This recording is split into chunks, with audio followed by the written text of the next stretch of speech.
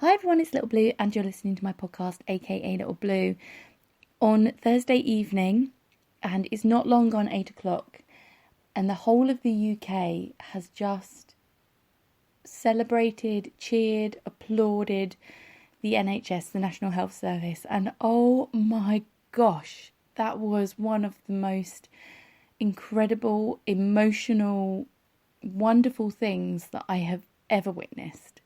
It was like a wave of noise just coming across the town, and it just sort of swept down our road and off into the distance, and you could hear not just the people in our road but the people in all the neighbouring roads and further. It was absolutely incredible.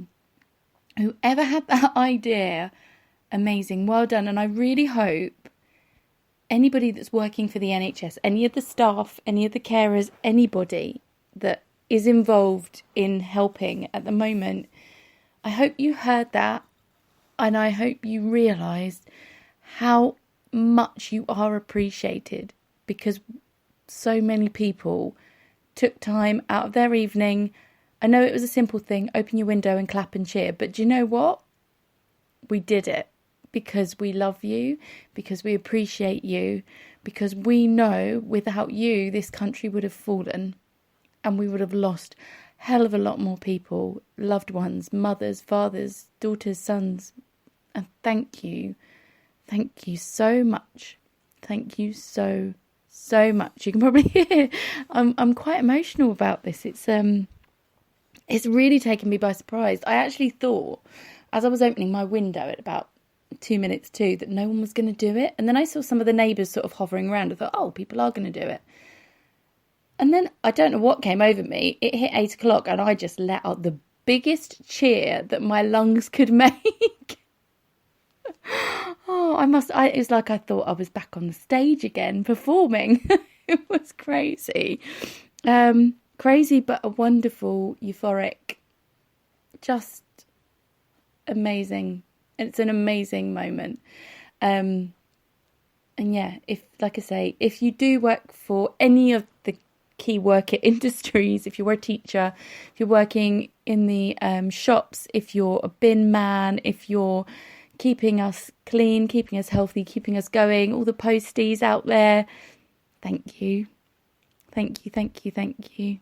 Really, thank you. I was actually going to do this podcast this afternoon as well, and I'm so glad I didn't, because I don't think anything could have prepared me for that. I just was not expecting how amazing that was, and I can't wait to see all the videos and all of the things going around of what people experienced, because it sounds amazing. One of my friends has actually just put on social media that her road let off fireworks at 8 o'clock.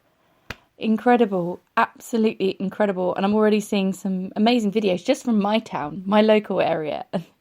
Wow, just wow. I mean, if you want to share them with me, please tag me in them on Instagram. I'm aka Little Blue, or you can email me, let me know how it made you feel. aka littleblue@gmail.com, because that was incredible. And you might hear I've now cheered myself hoarse again.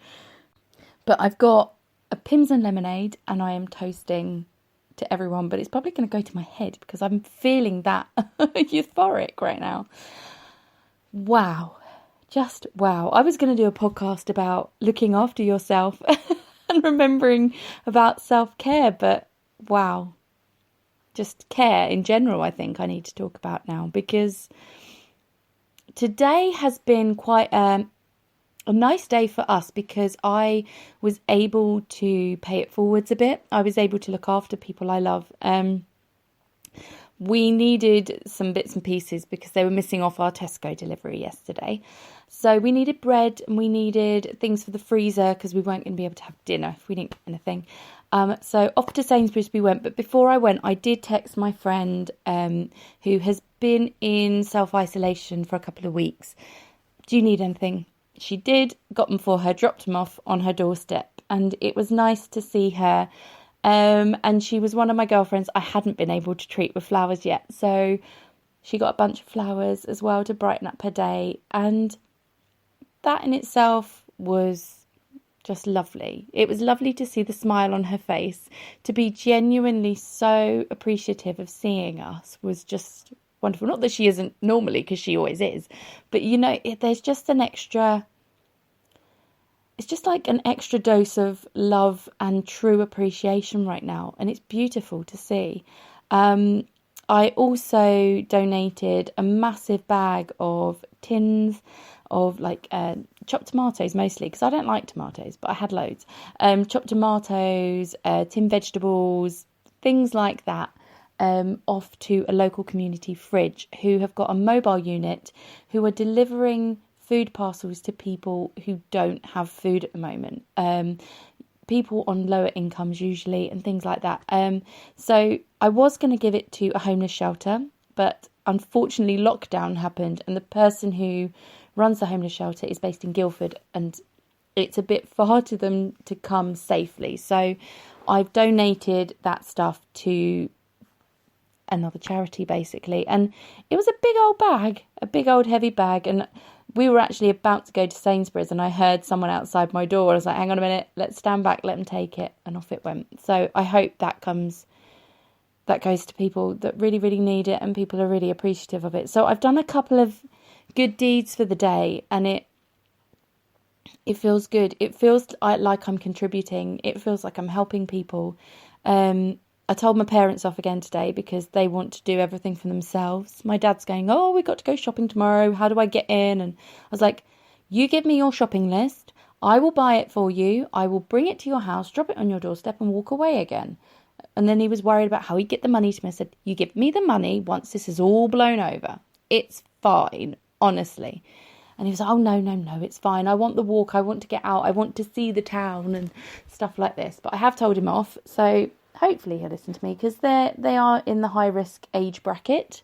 But I have told him if he gets up early, gets to Waitrose night as it opens, he will be allowed in because he is within that age bracket. Also, our local Waitrose, amazing. They have a special reserve of supplies for NHS staff, and they're keeping it to one side. And if you're an NHS staff member or carer, show your ID and you have got stuff that has been specifically kept aside for you, so you will have supplies at the end of your shift. I think that is so thoughtful. Waitrose are really supporting the NHS right now, as are so many companies. I think McDonald's were giving away free food before they the shop shut. Lush were giving out free products to NHS staff. Just there's so much love going around, and so many big companies are getting involved and sort of stopping monthly subscriptions for 3 months because people don't have the money right now because they're not working. And it's wonderful that people aren't thinking of themselves and they are being generous. Like I had, I think I mentioned it in my podcast already, one of my friends' landlord rang them up and said, don't worry about your rent. Don't worry, you will not be made homeless if you can't make rent. I mean, incredible. And mortgage companies are letting people off mortgage payments for 3 months. But you have to apply for it, by the way. If you have a mortgage and you're thinking, oh my gosh, how am I going to pay my mortgage? Contact your mortgage provider and see if they are offering it. It's I think it's like a 3-month hold on mortgage payments while this is all going on, but you have to apply for it. You can't just presume it's going to happen. So don't just go cancelling direct debits. You have to confirm it, because I think people are just cancelling direct debits and getting into a little bit of trouble.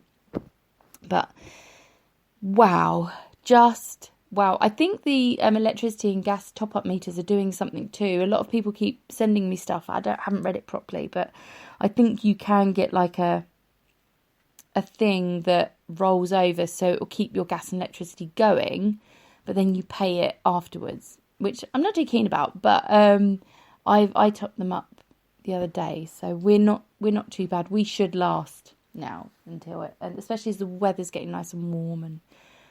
And that in itself is a wonderful positive thing. We've gone out without any coats on for the last few days in the beautiful sunshine. It's done wonders for like my mental health. really has. It's just been so beautiful. And speaking as someone who has been sort of isolated or self-distancing for 2 weeks now,